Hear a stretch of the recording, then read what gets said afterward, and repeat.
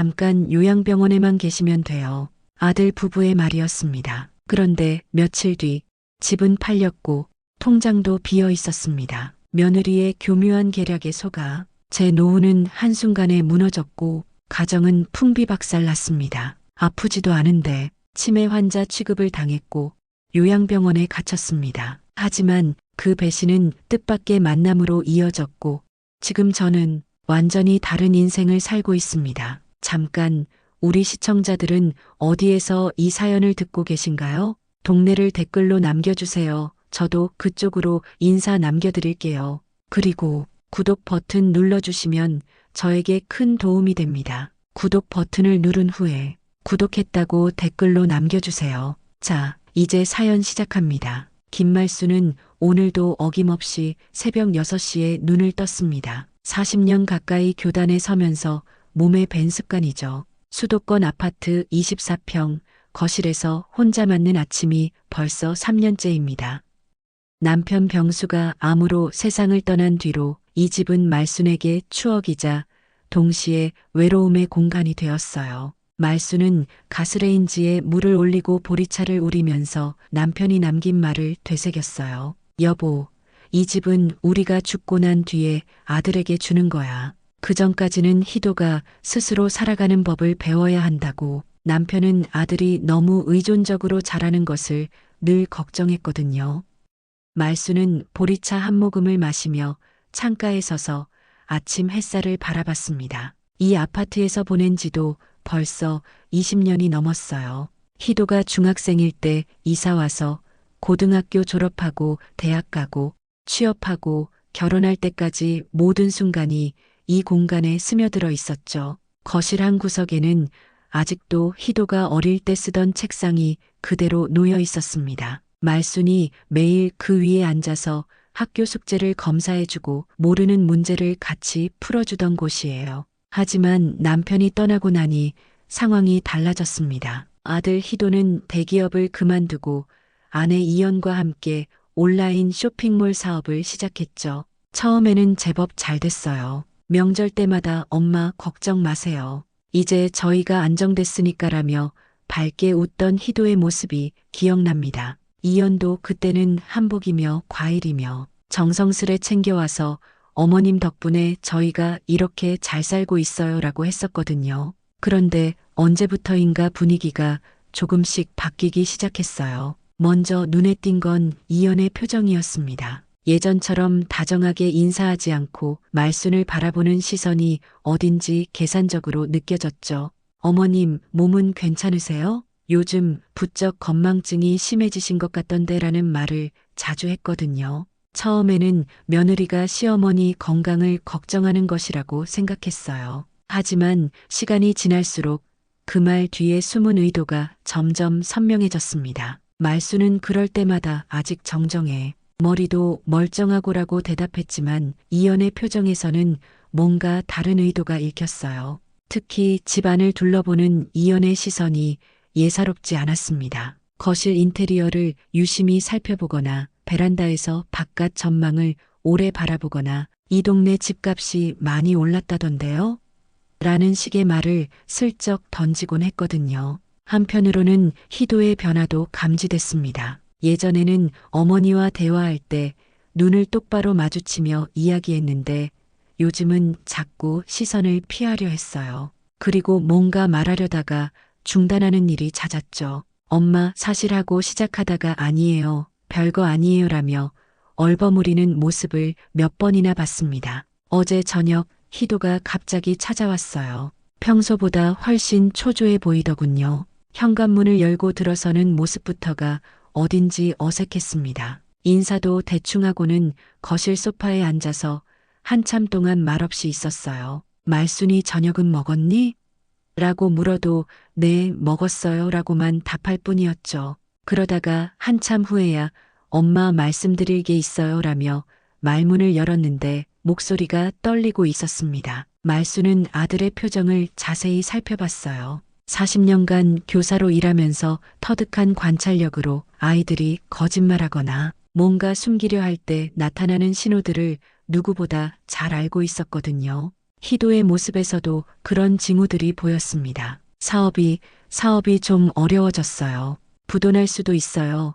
희도가 마침내 입을 열었을 때 말수는 깜짝 놀랐습니다. 그렇게 잘 되고 있다던 사업이 갑자기 위기라니요. 얼마나 어려운데?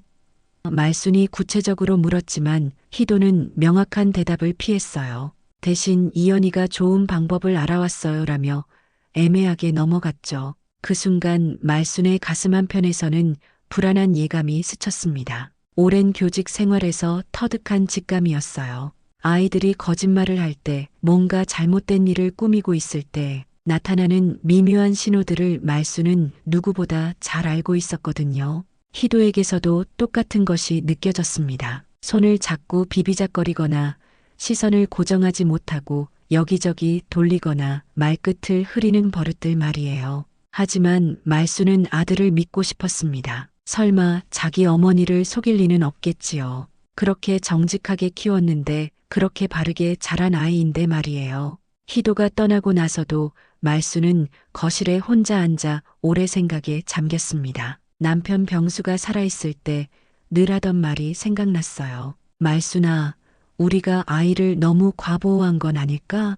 혼자서도 잘 살아갈 수 있도록 단단하게 키웠나? 그날 밤 말수는 남편의 영정 앞에서 중얼거렸어요. 여보, 우리 희도가 많이 힘든가 봐. 어떻게 도와줘야 할까? 그런데 왜 이렇게 불안하지? 영정 속 병수는 여전히 온화한 미소를 짓고 있었지만 대답은 들려오지 않았습니다. 말수는 그날 밤 잠을 설쳤어요. 뭔가 큰 변화가 다가오고 있다는 예감 때문이었습니다. 며칠 후 희도와 이연이 함께 찾아왔습니다. 이번에는 이연이 먼저 말을 꺼냈어요. 어머님, 저희가 좋은 소식을 가지고 왔어요.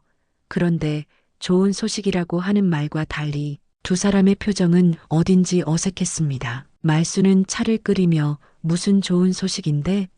라고 물었지만 가슴 한편으로는 불안감이 스멀스멀 올라왔어요. 이연이 정성스럽게 준비해온 자료들을 식탁 위에 펼쳐놓기 시작했습니다. 어머님, 요즘 국가에서 어르신들을 위한 정말 좋은 제도들이 많이 나왔어요. 특히 요양병원 입원하시면 지원금도 나오고 전문적인 건강관리도 받으실 수 있대요. 말수는 찻잔을 들고 있던 손이 미묘하게 떨리는 것을 느꼈습니다. 요양병원이라니 갑자기 무슨 소리인지 이해할 수 없었어요. 나는 아직 건강한데 웬 요양병원 이야기야?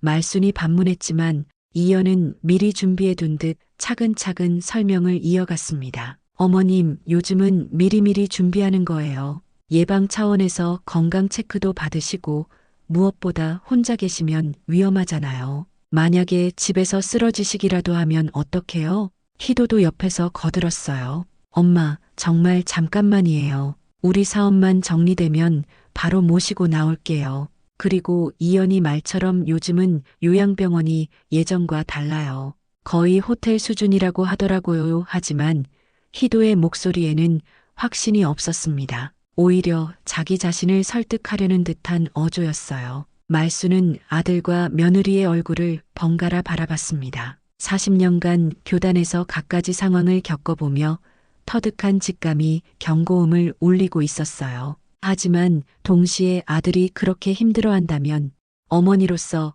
뭔가 도움이 되어야 하지 않을까 하는 마음도 있었습니다. 얼마나 오래 있어야 하는 건데? 정말 잠깐이에요, 어머님. 길어봐야 한두 달. 이연이 재빨리 대답했지만 그 말끝이 묘하게 올라갔어요. 확신이 없다는 뜻이었죠. 그런데 이연은 계속해서 더 충격적인 말을 했습니다. 그리고 어머님, 혹시 치매 초기 진단 같은 게 나오면 더 좋대요. 지원금도 더 많이 나오고 여러 혜택이 있어서요. 말수는 귀를 의심했습니다. 치매 초기 진단이 좋다고? 자기가 멀쩡한데 무슨 소리인지 도저히 이해할 수 없었어요. 이연아, 내가 치매가 아닌데 어떻게 그런 진단을 받아? 하지만 이연은 당황하지 않고 대답했습니다. 어머님, 요즘은 워낙 기준이 까다로워서 조금만 건망증 있어도 초기 진단 나와요. 별거 아니에요. 희도는 내내 말이 없었습니다. 가끔 고개를 끄덕이거나 그래요. 엄마라고 맞장구만 칠 뿐이었어요. 말수는 아들의 침묵이 더욱 불안했습니다. 평소 희도라면 어머니 앞에서 이런 중요한 결정을 할 때 더 많은 설명을 하고 어머니의 의견을 충분히 들었을 텐데요. 오늘은 마치 이미 정해진 시나리오를 따라가는 것 같았어요. 그런데 왜 갑자기 이런 이야기를 하는 거니? 말순이 직접적으로 물었을 때 희도와 이연은 잠시 시선을 교환했습니다. 그리고 희도가 입을 열었어요. 사실 우리 사업이 정말 위험해요. 급한 자금이 필요한데 은행에서 대출을 받으려면 담보가 있어야 한다고 해서요. 그제야 말수는 상황을 이해하기 시작했습니다. 결국 집 이야기였구나. 하지만 남편의 유언이 생각났어요. 이 집은 우리가 죽고 난 뒤에만 주는 거야. 말수는 고개를 저었습니다. 아빠가 그러지 말라고 했어. 우리 살아있을 때는 안 된다고. 이연의 표정이 순간 굳어졌지만 곧 다시 부드러운 미소를 지었어요. 어머님, 팔자는 게 아니에요. 그냥 담보로만 잠깐 쓰는 거예요. 급한 불만 끄면 다시 원래대로 돌아와요. 그리고 어머님이 요양병원에 계시는 동안 집을 비워두는 것보다 이렇게 활용하는 게 더 안전하지 않을까요? 희도가 어머니의 손을 잡았습니다. 엄마, 정말 급해요.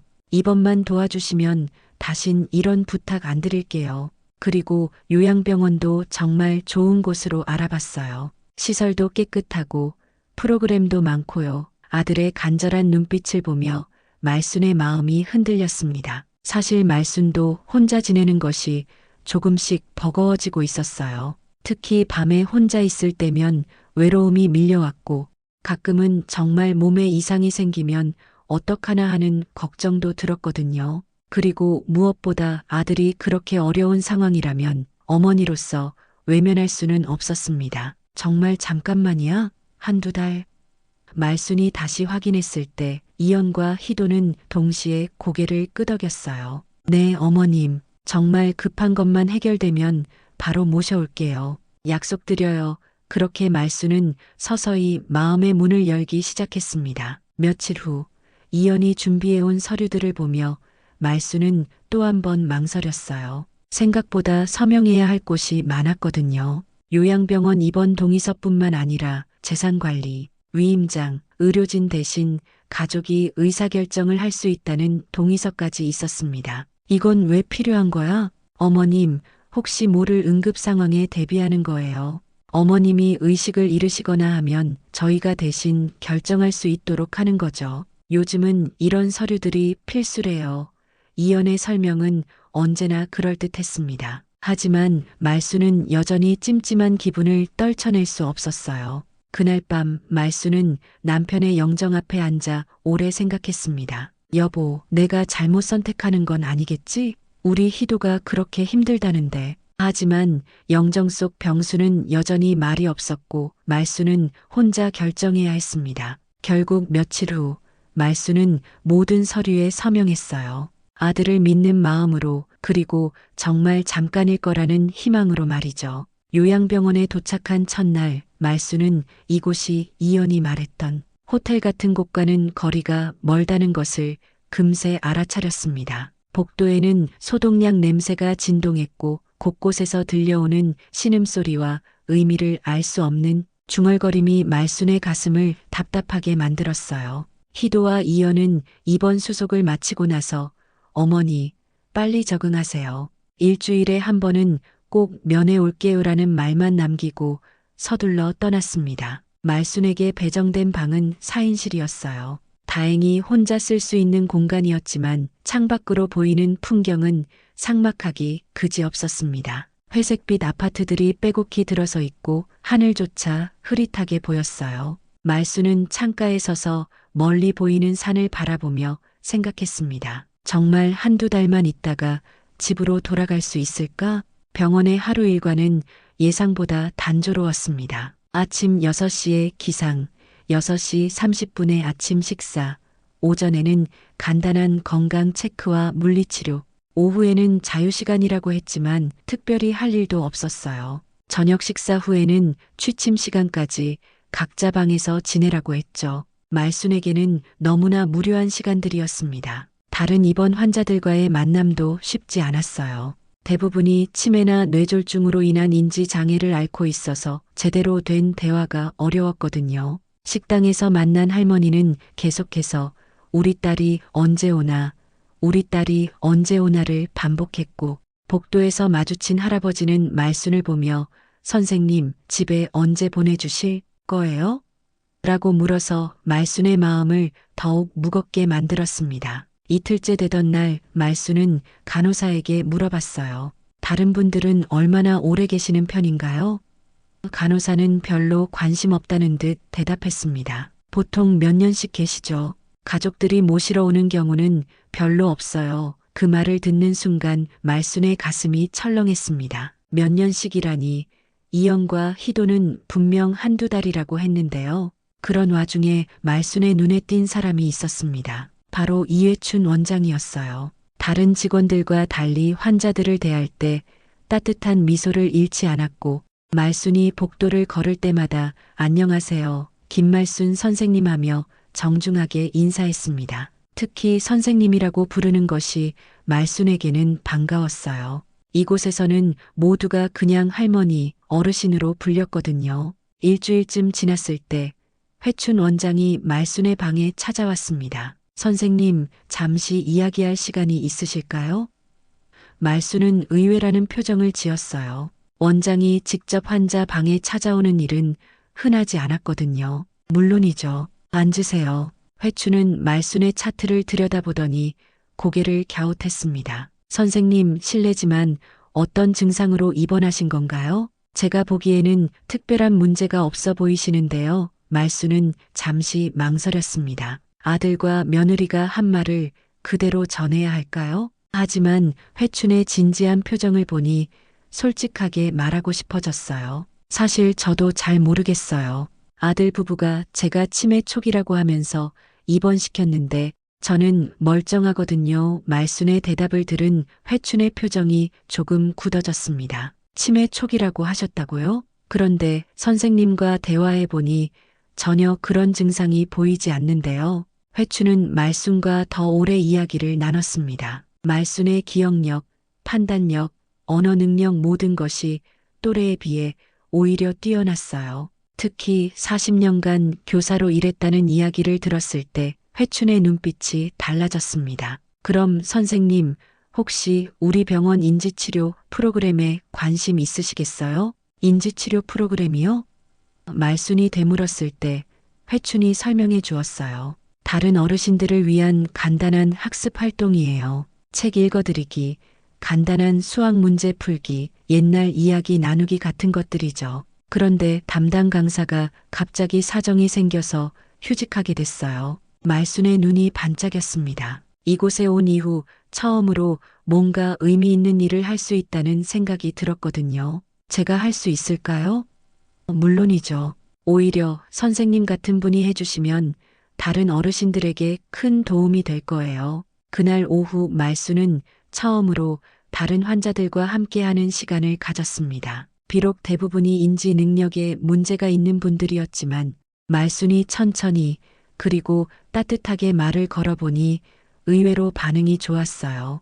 평소에 무표정하던 할머니가 말순의 목소리를 듣고 미소를 지었고 항상 혼자 중얼거리던 할아버지도 말순이 부르는 동요를 따라 불렀습니다. 그 모습을 지켜보던 회춘은 감탄했어요. 정말 타고나신 선생님이시네요. 말순도 오랜만에 뿌듯함을 느꼈습니다. 이곳에 온 이후 처음으로 자신이 누군가에게 필요한 사람이라는 생각이 들었거든요. 그날 밤 말순은 오랜만에 편안한 잠에 들 수 있었습니다. 하지만 동시에 마음 한편으로는 여전히 불안감이 자리 잡고 있었어요. 희도와 이연은 일주일에 한 번 온다고 했는데 벌써 열흘이 지났는데도 연락조차 없었거든요. 말순은 핸드폰으로 희도에게 전화를 걸어봤지만 지금 바빠요. 나중에 전화드릴게요라는 짧은 대답만 돌아왔습니다. 그리고 그 나중에는 계속 오지 않았어요. 말순이 요양병원에서 인지치료 프로그램을 맡은 지 2주일이 지났습니다. 처음에는 단순히 시간을 때우는 정도로 생각했던 일이었는데 점점 더 의미 있는 시간이 되어가고 있었어요. 매일 오후 2시가 되면 작은 강당에 모이는 어르신들을 보며 말수는 다시 교사였던 시절의 기억을 떠올리곤 했습니다. 오늘도 8명의 어르신들이 모였어요. 그 중에서도 특히 관심을 끄는 분이 박영자 할머니였습니다. 치매 진단을 받았지만 아직 초기 단계라서 말순의 이야기에 가장 적극적으로 반응하는 분이었거든요. 선생님, 오늘은 무슨 이야기 해주실 거예요? 영자 할머니의 기대에 찬 목소리를 들으며 말순은 미소를 지었습니다. 오늘은 다들 어릴 때 부르던 동요를 함께 불러볼까요? 말순이 제안하자 어르신들의 눈빛이 살아났어요. 노래는 기억 깊숙한 곳에 저장되어 있어서 인지 능력이 떨어진 분들도 비교적 잘 기억하거든요. 말순이 달팽이를 부르기 시작하자 하나둘씩 따라 부르는 목소리가 들려왔습니다. 강당 뒤편에서 이 모습을 지켜보던 회춘 원장은 놀라움을 감추지 못했어요. 평소에는 무기력하게 앉아만 있던 어르신들이 이렇게 생동감 있는 모습을 보이는 건 처음이었거든요. 특히 김철수 할아버지는 평소에는 누가 말을 걸어도 반응하지 않던 분인데 오늘은 고개를 끄덕이며 박자를 맞추고 있었습니다. 노래가 끝나고 나서 말수는 어르신들과 옛날 이야기를 나누기 시작했어요. 영자 할머니, 어릴 때 어떤 놀이를 가장 좋아하셨어요? 고무줄 넘기요. 그때는 정말 재미있었는데. 영자 할머니의 대답에 다른 어르신들도 하나둘씩 자신의 어린 시절 이야기를 꺼내기 시작했습니다. 말수는 각자의 이야기를 끝까지 들어주며 적절한 질문으로 대화를 이어갔어요. 40년간 아이들을 가르치면서 터득한 노하우였죠. 어떻게 하면 상대방이 더 많은 이야기를 할 수 있게 할 것인지, 어떤 질문이 기억을 자극하는지 누구보다 잘 알고 있었거든요. 철수 할아버지는 어떠세요? 어릴 때 기억나는 게 있으신가요? 말순이 조심스럽게 물어보자 철수 할아버지가 처음으로 입을 열었습니다. 팽이 돌리기 비록 짧은 단어였지만 평소에는 전혀 말을 하지 않던 분이었기에 모든 사람이 놀랐어요. 회춘 원장은 이 장면을 보며 가슴이 뜨거워지는 것을 느꼈습니다. 이런 모습이야말로 자신이 꿈꿔왔던 요양병원의 모습이었거든요. 단순히 환자들을 수용하고 관리하는 곳이 아니라 삶의 마지막까지 인간다운 존재로 대우받을 수 있는 공간 말이에요. 프로그램이 끝나고 난 후 회춘은 말순에게 다가갔습니다. 선생님, 정말 대단하세요. 어르신들이 이렇게 활기차게 반응하는 모습은 처음 봐요. 말순은 겸손하게 대답했어요. 별거 아니에요. 그냥 아이들 가르치던 방식 그대로 한 것뿐이에요. 아니에요. 정말 특별한 능력이세요. 혹시 시간 되시면 커피 한 잔 하실래요? 회춘의 제안에 말수는 잠시 망설였습니다. 환자가 원장과 개인적으로 시간을 보내는 게 적절한 일인지 확신이 서지 않았거든요. 하지만 이곳에서 제대로 된 대화를 나눌 수 있는 사람은 회춘뿐이었어요. 병원 내 작은 카페에서 마주 앉은 두 사람은 처음에는 업무적인 이야기를 나눴습니다. 인지치료 프로그램의 개선 방안이나 다른 어르신들을 위한 새로운 활동 아이디어 같은 것들이었죠. 하지만 시간이 지나면서 조금 더 개인적인 대화로 자연스럽게 이어졌어요. 선생님은 어떻게 이곳에 오시게 되셨어요? 건강상 문제는 전혀 없어 보이시는데.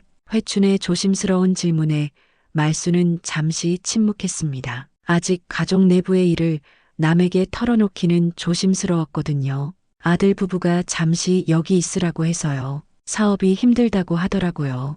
회춘은 말순의 대답에서 뭔가 석연치 않은 부분을 느꼈지만 더 이상 추궁하지는 않았어요. 대신 자신의 이야기를 조금 들려주었습니다. 저도 사실 이 병원을 운영하게 된 특별한 이유가 있어요. 제 아내가 자궁암으로 세상을 떠났거든요. 말수는 회춘의 말에 귀를 기울였습니다. 수술은 성공적이었는데 그 후에 예상치 못한 합병증이 생겼어요. 과다출혈이 멈추지 않아서 결국 그렇게 떠나게 됐죠.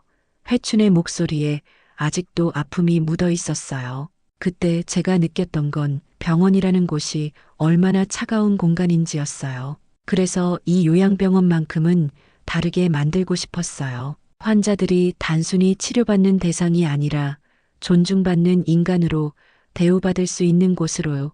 회춘의 철학을 들으며 말수는 고개를 끄덕였습니다. 그제야 왜 이 사람이 다른 직원들과 다른 태도를 보이는지 이해할 수 있었어요. 선생님도 힘든 일이 있으셨을 텐데 이렇게 다른 분들을 위해 노력해 주셨어. 정말 감사해요. 회춘의 진심 어린 말에 말순의 마음이 따뜻해졌습니다. 이곳에 온 이후 처음으로 누군가가 자신을 진정으로 인정해주는 느낌이었거든요. 그날 이후로 회춘은 말순의 프로그램에 더욱 관심을 보이기 시작했어요. 때로는 직접 참관하기도 하고 필요한 교구나 자료가 있으면 즉시 지원해 주었습니다. 말순도 점점 이 일에 더 많은 열정을 쏟게 되었어요. 마치 다시 현직 교사가 된 것 같은 기분이었거든요. 하지만 여전히 희도로부터는 연락이 없었습니다. 말순이 직접 전화를 걸어도 바쁘다는 말만 반복할 뿐이었어요. 처음에는 정말 사업 때문에 바쁜 것이라고 생각했지만 점점 의심스러워지기 시작했습니다. 정말 한두 달만 있다가 집으로 돌아갈 수 있을까요? 말순이 요양병원에 입원한 지 한 달이 넘어가고 있었습니다. 희도가 약속했던 한두 달이라는 시간은 점점 현실성이 없어 보였어요. 그동안 희도와 이연으로부터 받은 연락은 고작 두세 번의 짧은 전화가 전부였습니다. 어머니, 조금만 더 기다려주세요. 사업 정리가 생각보다 복잡해서요라는 말만 반복될 뿐이었죠. 오늘은 인지치료 프로그램을 마치고 나서 병원 내 컴퓨터 앞에 앉았어요. 말수는 요양병원에만 있다 보니 요즘 세상이 어떻게 돌아가나 궁금해 인터넷으로 뉴스를 보고 부동산을 보고 있었어요. 그러다가 말수는 자신의 아파트가 팔렸다는 것을 알게 되었고 여기저기 전화해 알아보기 시작했습니다. 말순의 손이 떨리기 시작했어요. 이게 무슨 일인지 도저히 이해할 수 없었습니다. 자신은 집을 팔겠다고 한 적이 없는데 어떻게 이런 계약서가 존재할 수 있는 걸까요? 혹시 동명이인일까 싶어서 주민등록번호까지 확인해 봤지만 틀림없이 자신의 것이었어요. 계약 날짜를 보니 자신이 요양병원에 입원한 지 일주일 후였습니다. 그때 자신은 이곳에 있었는데 어떻게 계약서에 서명할 수 있었을까요? 말수는 서류를 들고 자신의 방으로 돌아가 다시 한번 자세히 살펴봤습니다. 서명란의 글씨체도 자신의 것과는 달랐어요. 가슴이 두근거리며 희도에게 전화를 걸었습니다. 이번에는 다행히 연결됐어요. 희도야, 엄마가 급히 물어볼 게 있어. 우리 집 말이야. 혹시 무슨 일 있었니? 전화 너머로 희도의 당황한 기색이 느껴졌습니다. 엄마, 무슨 말씀이세요? 부동산 계약서를 봤어. 내 이름으로 된 매매 계약서 말이야. 말순의 직설적인 질문에 희도는 한참 동안 말이 없었어요. 그리고 마침내 입을 열었을 때 그의 목소리는 이전과 완전히 달랐습니다. 엄마, 그게 뭐가 그게야? 내가 언제 집을 팔겠다고 했어? 희도는 결국 사실을 털어놓을 수밖에 없었어요. 엄마가 서명해 주신 서류 중에 있었어요. 위임장이 있어서 저희가 대신 위임장? 나는 위임장에 서명한 적 없어. 말순의 목소리가 높아졌습니다. 병원 복도에 있던 다른 사람들이 쳐다볼 정도였어요. 엄마가 분명히 서명하셨어요. 요양병원 입원할 때 같이 해주신 거잖아요. 희도의 변명을 들으며 말수는 그때의 상황을 떠올렸습니다. 이연이 가져온 수많은 서류들, 그리고 혹시 모를 응급 상황에 대비하는 거예요라던 설명들이 기억났어요. 그럼 돈은? 집 판 돈은 어디 있어? 말순의 추궁에 희도는 더욱 움츠러들었습니다. 그게 사업 자금으로 썼어요. 엄마, 정말 급했어요. 부도나면 더 큰 손해를 볼 뻔했다고요. 내 허락도 없이? 나중에 다 갚아드릴게요. 사업만 제대로 되면. 말수는 더 이상 들을 수 없었어요. 전화를 끊고 침대에 주저앉았습니다. 머리가 어지러웠고 가슴이 답답했어요. 그동안 품고 있던 불안감이 현실이 된 순간이었습니다. 자신이 완전히 속았다는 사실을 인정할 수밖에 없었죠. 그런데 여기서 끝이 아니었어요. 갑자기 통장이 생각난 말수는 핸드폰 뱅킹 앱을 열어봤습니다. 평소에는 잘 사용하지 않던 기능이었지만 이연이 어머님도 요즘 세상에 맞춰서 핸드폰으로 은행 업무 보세요라며 설치해 준 것이었어요. 통장 잔액을 확인한 말수는 또 한 번 충격을 받았습니다. 5천만 원이 들어있던 비상금 통장이 텅 비어 있었거든요. 거래 내역을 자세히 보니 한 달 전에 전액이 이체된 기록이 있었어요. 이체한 계좌명은 김희도, 그리고 이체 기기는 본인 휴대폰이라고 표시되어 있었습니다. 말수는 그제야 상황을 완전히 이해했어요. 희도가 자신의 핸드폰을 이용해서 돈을 빼간 것이었습니다. 아마 요양병원 입원 수속을 밟을 때 핸드폰을 잠깐 맡긴 사이에 한 일이겠죠. 그때도 이연희 어머님 앱 설정 확인해 드릴게요라며 핸드폰을 가져갔던 기억이 났습니다. 말수는 침대에 누워 천장을 바라봤어요. 눈물이 나올 것 같았지만 나오지 않았습니다. 너무 황당하고 배신감이 커서 오히려 눈물조차 마른 것 같았어요. 내가 이런 일을 당할 줄 누가 알았겠어. 40년간 남의 자식들을 가르치면서 정직과 효도의 중요성을 누구보다 강조했던 자신이 정작 자기 아들에게는 이런 대접을 받고 있다니요. 이연에게도 전화를 걸어봤지만 이연의 대답은 더욱 냉정했어요. 어머님, 법적으로는 아무 문제 없어요. 어머님이 직접 서명하신 거니까요. 그리고 저희도 어쩔 수 없는 상황이었어요. 법적으로 문제 없다고? 내가 속은 건데? 속았다는 게 무슨 말씀이세요? 저희가 거짓말한 적 없어요. 말수는 이연의 뻔뻔한 태도에 더욱 분노했지만 동시에 무력감도 느꼈어요. 정말 법적으로 문제가 없는 걸까요? 자신이 서명한 서류들이 이런 결과를 가져올 줄 알았다면 절대 서명하지 않았을 텐데 이제 와서는 어떻게 할 도리가 없는 건가요? 그날 밤 말수는 잠을 이룰 수 없었습니다. 창밖으로 보이는 어둠 속에서 자신의 처지를 생각하니 절망감만 밀려왔어요. 집도 없고 돈도 없고 이제 정말 이곳에서 죽을 때까지 살아야 하는 건가? 이대로 끝나는 건가? 내 인생이?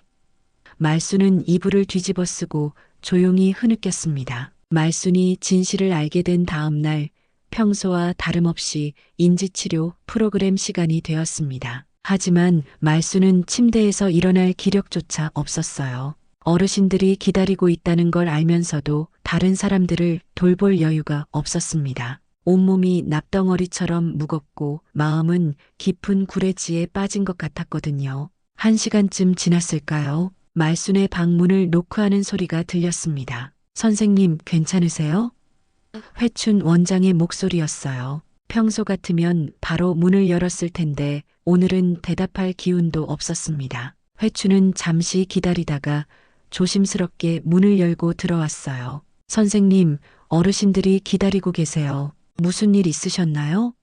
회춘은 침대에 웅크리고 누워있는 말순의 모습을 보고 깜짝 놀랐습니다. 평소 항상 단정하고 활기찬 모습이었던 분이 이렇게 무너진 모습을 보이는 건 처음이었거든요. 말수는 천천히 몸을 일으켜 앉았어요. 얼굴은 붓고 눈가는 빨갛게 되어 있었습니다. 원장님, 죄송해요. 오늘은 수업을 할 수가 없을 것 같아요. 목소리도 평소와 달리 힘이 없었죠. 회춘은 의자를 끌어와 말순 옆에 앉았습니다. 선생님, 무슨 일이신지 말씀해 주세요. 혼자 끙끙 앓지 마시고요.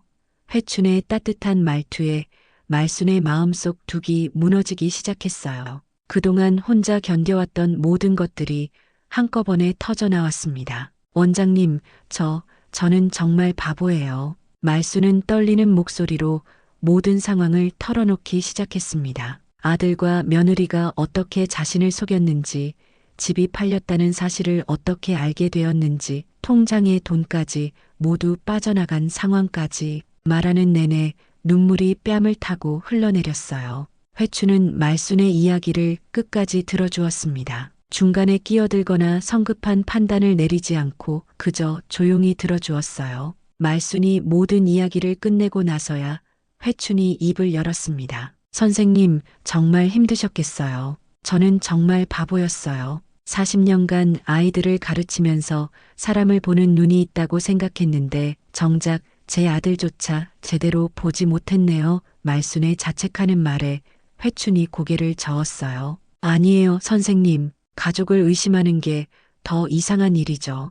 회춘도 자신의 아픈 경험을 들려주었어요. 저도 아내를 잃고 나서 한동안 세상을 원망했어요. 왜 하필 우리에게 이런 일이 생겼나 하고요. 그런데 시간이 지나면서 깨달았어요. 슬픔과 분노에만 머물러 있으면 남은 삶마저 의미 없어진다는 거요. 하지만 원장님 상황과는 달라요. 원장님은 자연스러운 이별이었지만 저는 가장 믿었던 사람들에게 배신당한 거예요. 말순의 말에 회춘이 조용히 대답했습니다. 그렇죠. 더 아프실 거예요. 하지만 그럼에도 불구하고 선생님께는 아직 할 수 있는 일들이 많아요.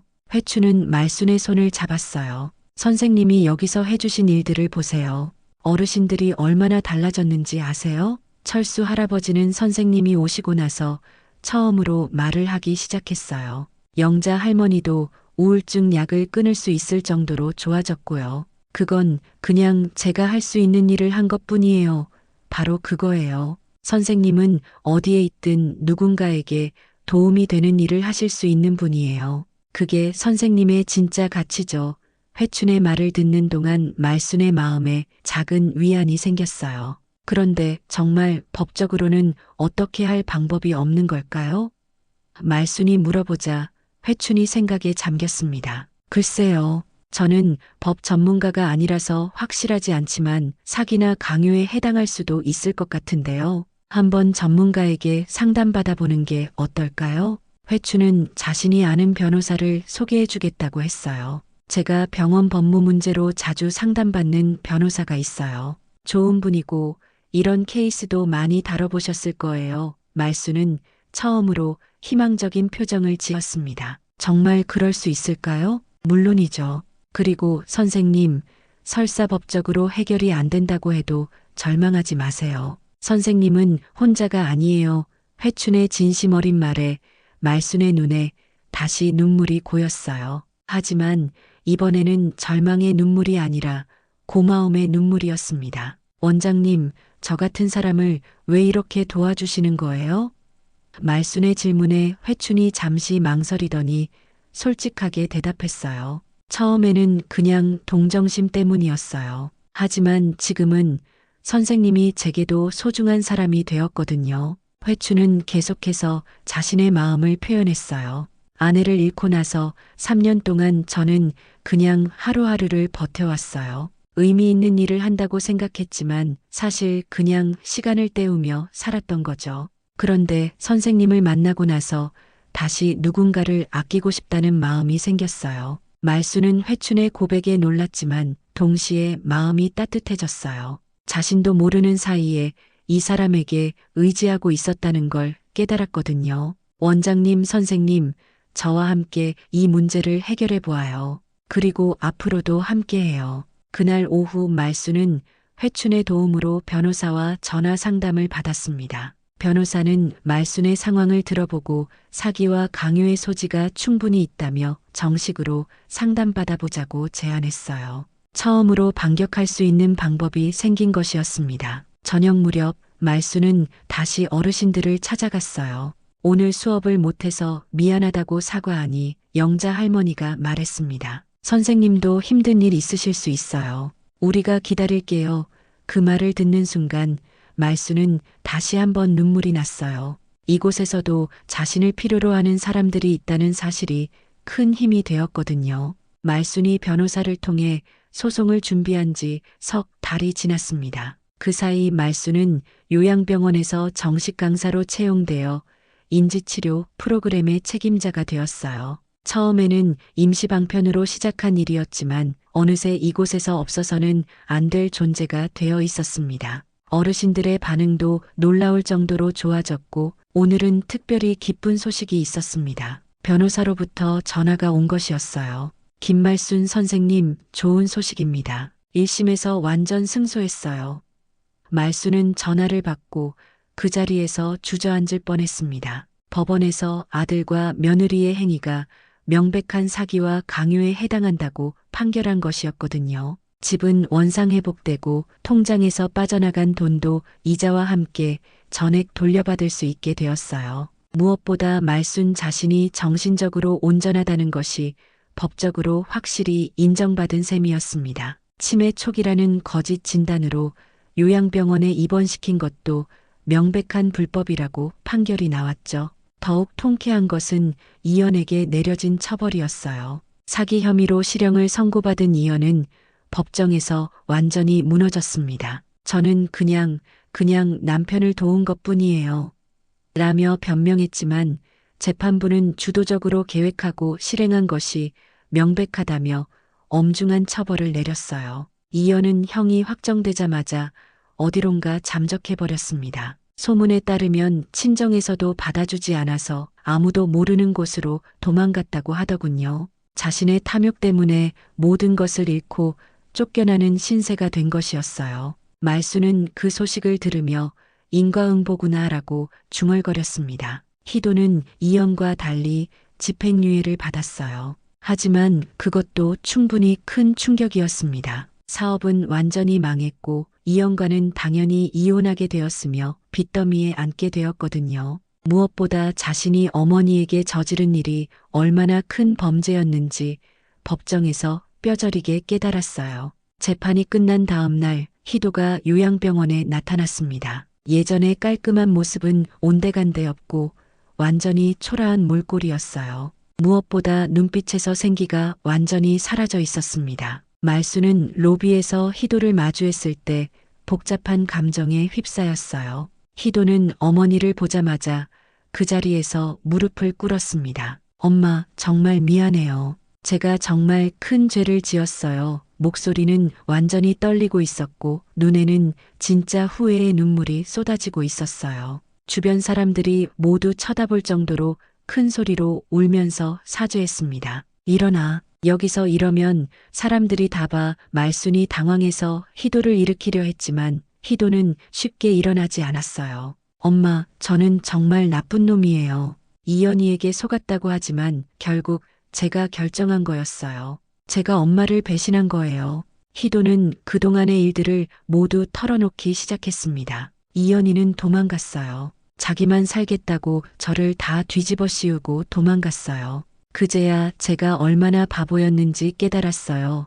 희도의 처절한 고백을 들으며 말수는 한편으로는 안타까우면서도 한편으로는 당연한 결과라고 생각했어요. 엄마, 저는 이제 모든 걸 다 갚을 거예요. 엄마한테 진 빚도 제가 저지른 죄도. 희도가 떨리는 목소리로 말했습니다. 부산에 있는 공장에 일자리를 구했어요. 힘들고 위험한 일이지만 돈을 많이 준대요. 거기서 몇 년 동안 일해서 엄마한테 피해드린 것들을 다 갚겠어요. 말수는 아들의 결심을 들으며 마음이 복잡했어요. 희도야, 너는 내가 얼마나 무서웠는지 알아? 갑자기 모든 걸 잃고 이곳에 버려져서 죽을 때까지 살아야 하나 싶었어. 말순의 목소리에는 여전히 분노가 남아 있었어요. 알아요. 매일 생각해요. 엄마가 얼마나 무서우셨을지. 희도가 다시 눈물을 흘리며 말했습니다. 그래서 저는 제대로 된 벌을 받고 싶어요. 엄마가 용서해 주실 때까지, 아니, 제가 정말 다른 사람이 될 때까지 멀리 가서 일하겠어요. 회춘 원장이 이 광경을 지켜보다가 다가왔어요. 말순 선생님, 아들분과 조용한 곳에서 이야기하시는 게 어떨까요? 그래서 세 사람은 병원 내 상담실로 자리를 옮겼습니다. 희도야, 사람은 밥보다 양심을 먼저 배워야 하는 거야. 말순이 무겁게 말했습니다. 내가 너를 어떻게 키웠는데 어떻게 그런 짓을 할 수 있었어? 그것도 이연희 같은 여자의 꼬임에 넘어가서. 정말 죄송해요. 변명할 수 없어요. 희도는 고개를 들지 못하고 말했어요. 하지만 엄마, 저 이제 정말 달라질게요. 부산에서 3년만 일하면 모든 걸 갚을 수 있어요.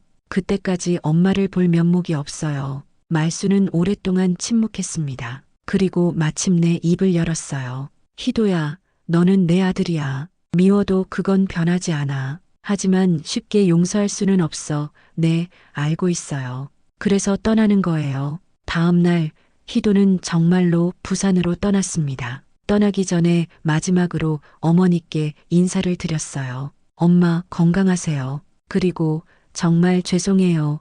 말수는 아들의 등을 바라보며 복잡한 마음이었어요. 미운 마음도 있었지만 한편으로는 제대로 철들기를 바라는 마음도 있었거든요. 이연은 그의 주변 사람들에게 금방 소문이 퍼졌어요. 그래서 이연은 얼굴도 내밀고 다니지 못하고 숨어 지낸다고 하더군요. 자신의 탐욕이 가져온 결과를 온몸으로 치르고 있는 셈이었습니다. 말수는 그 소식을 들을 때마다 자업자득이지라며 고개를 저었어요. 한편 말수는 승소한 덕분에 다시 집주인이 되었지만 요양병원에서의 생활을 그만둘 생각은 없었어요. 이곳에서 하는 일이 너무 의미 있었고 무엇보다 회춘과 함께하는 시간이 소중했거든요. 여기가 내 새로운 인생의 터전이에요라고 말수는 생각했습니다. 희도가 부산으로 떠난 지 2년이 지났습니다. 그동안 말수는 요양병원에서 완전히 새로운 삶을 살아가고 있었어요. 더 이상 환자가 아닌 정식 직원으로서 인지치료 프로그램뿐만 아니라 전체적인 교육 프로그램을 총괄하는 책임자가 되었습니다. 다른 요양원에서도 말순의 프로그램을 배우러 올 정도로 유명해졌어요. 회춘과의 관계도 깊어졌습니다. 처음에는 동료로 시작했지만 이제는 서로에게 없어서는 안 될 존재가 되었어요. 회춘은 경기도 근교에 있는 자신의 전원주택으로 말순을 초대했고 주말이면 함께 그곳에서 시간을 보내곤 했습니다. 두 사람 모두 인생의 황혼기에 새로운 사랑을 찾은 셈이었죠. 말순 씨, 오늘 어르신들 반응이 정말 좋았어요. 회춘이 말순의 수업을 참관한 후 감탄하며 말했습니다. 오늘은 특별히 치매 초기 어르신들을 위한 추억 되살리기 프로그램을 진행했는데 평소에 말을 하지 않던 분들도 어린 시절 이야기를 꺼내며 환하게 웃었거든요. 그런데 오늘 오후 뜻밖의 방문객이 찾아왔습니다. 희도였어요. 2년 전과는 완전히 달라진 모습이었습니다. 깔끔하게 차려입었고 무엇보다 눈빛이 살아있었어요. 엄마, 드릴 말씀이 있어서 왔어요. 희도는 그동안 부산에서 용접일을 하며 모은 돈을 모두 가져왔어요. 엄마한테 진 빚을 다 갚고 싶어요. 그리고 이제 서울에서 성실하게 일하겠습니다. 짧은 만남이었지만 말수는 아들이 정말 달라졌다는 것을 느낄 수 있었어요. 늦었지만 그래도 내가 철들어서 다행이야. 하지만 말순에게는 이제 더 중요한 관심사가 있었습니다. 바로 회춘과의 미래였어요. 두 사람은 몇 달 전부터 함께 살 것을 진지하게 고민하고 있었거든요. 말순 씨, 제 집에서 함께 살지 않으실래요? 회춘이 어느 날 조심스럽게 제안했을 때 말순은 잠시 망설였어요. 70 가까운 나이에 새로운 동거를 시작한다는 게 쉬운 결정은 아니었거든요. 하지만 혼자 지내는 외로움보다는 서로를 아끼는 사람과 함께하는 삶이 더 의미 있을 것 같았어요. 정말 괜찮을까요? 저 같은 사람이 원장님 집에 가서 무슨 말씀이세요? 제가 더 행복할 것 같은데요. 회춘의 진심 어린 말에 말순의 마음도 결정되었습니다. 회춘의 집은 경기도 근교에 있는 아담한 전원주택이었어요. 작은 텃밭도 있고 앞마당에는 꽃들이 예쁘게 피어 있었습니다. 와, 정말 아름다운 집이네요. 말순이 감탄하자 회춘이 미소를 지었어요. 이제 우리 집이에요. 새로운 살림을 차리는 일은 생각보다 즐거웠습니다. 말순은 부엌을 정리하며 회춘이 좋아할 만한 반찬들을 생각해봤고 회춘은 말순을 위해 작은 서재를 마련해 주었어요. 여기서 수업 준비도 하시고 책도 읽으세요. 회춘 씨, 제가 이렇게 행복해도 될까요? 어느 저녁 두 사람이 마당에서 차를 마시며 말순이 물었어요. 당연하죠. 우리 모두 행복할 자격이 있어요. 회춘이 말순의 손을 잡으며 대답했습니다. 말순은 여전히 요양병원에서 일했지만 이제는 출퇴근하는 직장인이 되었어요. 아침에는 회춘이 직접 차로 데려다주고 저녁에는 함께 집으로 돌아오는 일상이 너무나 자연스러웠습니다. 오늘은 어떤 일이 있었어요? 회춘이 물으면 말순은 하루 종일 있었던 일들을 재미있게 들려주었어요. 주말에는 함께 텃밭을 가꾸었습니다. 이 상추 정말 잘 자랐네요. 말순이 뿌듯해하자 회춘이 웃으며 말했어요. 말순 씨가 기르신 거니까 당연히 잘 자라죠. 두 사람은 서로의 농담에 웃음을 터뜨리며 행복한 시간을 보냈어요. 저녁이면 거실에서 함께 독서를 하거나 트로트 방송을 보며 웃으며 대화를 나누었습니다. 회춘 씨, 전 이런 평온한 삶이 이렇게 좋은 줄 몰랐어요. 저도요. 혼자 지낼 때는 이런 행복이 있는 줄 몰랐어요. 어느 날 말수는 회춘에게 고백했어요. 사실 처음에는 나이 들어서 새로운 사랑을 한다는 게 어색했어요. 하지만 지금은 너무 자연스럽고 편안해요. 저도 마찬가지예요. 아내를 떠나보낸 후에 다시 사랑할 수 있을 거라고는 생각하지 못했거든요. 두 사람의 사랑은 젊은 연인들의 열정적인 사랑과는 달랐어요. 오히려 오랜 친구처럼 편안하고 깊은 이해와 배려로 이루어진 성숙한 사랑이었습니다. 서로의 과거를 존중하고 현재를 소중히 여기며 남은 시간을 함께 아름답게 채워나가려는 마음이었어요. 말순 씨, 우리 이렇게 함께 늙어가요. 회춘이 어느 날 말순의 손을 잡으며 말했을 때 말순은 눈물이 날 것 같았어요. 네, 함께 늙어가요. 그리고 서로를 돌봐가며 살아요. 한 달 후, 희도가 새로운 직장에서 안정적으로 일하고 있다는 소식을 전해왔어요. 이제 가끔 안부 전화를 드리는 정도였지만 말수는 아들이 제자리를 찾아가고 있다는 사실만으로도 만족했습니다. 이곳이 제 인생의 마지막 교실이자 동시에 두 번째 시작인 것 같아요. 말순이 감회에 젖어 말했습니다. 그리고 회춘 씨와 함께여서 더욱 의미가 있고요. 두 사람은 손을 잡고 창밖의 아름다운 풍경을 바라봤어요.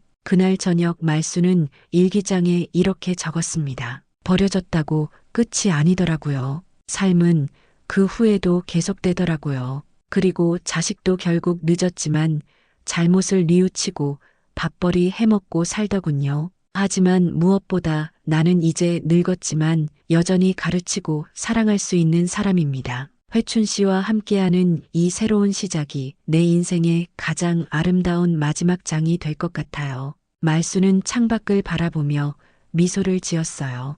회춘이 부엌에서 따뜻한 차를 우리는 소리가 들려왔고 곧 두 사람은 오늘 하루도 함께 마무리하며 내일을 기대할 것이었습니다. 인생의 마지막 한 편이 가장 따뜻하고 아름다운 이야기가 되고 있었어요.